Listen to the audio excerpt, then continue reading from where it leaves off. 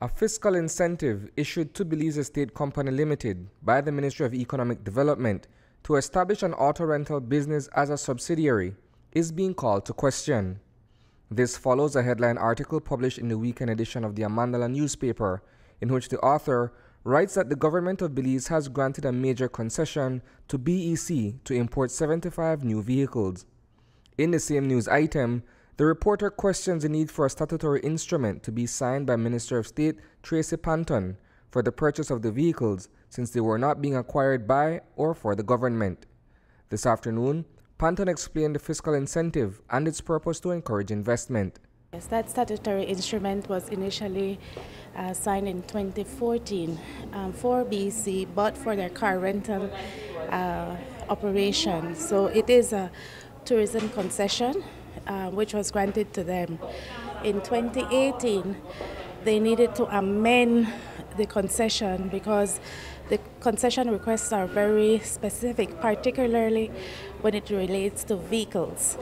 And so they wanted to reduce the number of SUVs that they had requested initially in 2014 and increase the number of pickup trucks. And so there was an amendment in 2018 that allowed that to happen.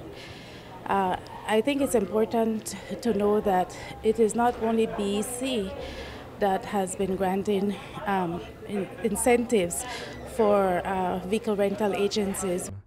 According to Panton, BEC, which is the local agent for Alamo and National Car Rental, is one of 5 auto rental companies that have been granted such concession in further supporting the tourism sector. This special privilege is awarded upon fulfillment of an application procedure. It's very normal. As you know, the tourism industry is a high priority sector for the government of Belize, along with agriculture. Those are the 2 top priorities. And so it is almost, once the incentive can be the request can be justified, those incentives are normally provided by the government of Belize. The statutory instrument, number 37 of 2014, expressly states the reason for the incentive being granted. Paragraph 2 goes on to say that BEC, quote, shall create a franchise of the Alamo and National Car Rental brands to cater to the transportation needs of executive and leisure class tourists and locals, unquote. That SI, as well as the clause in reference, satisfies the question asked by the reporter.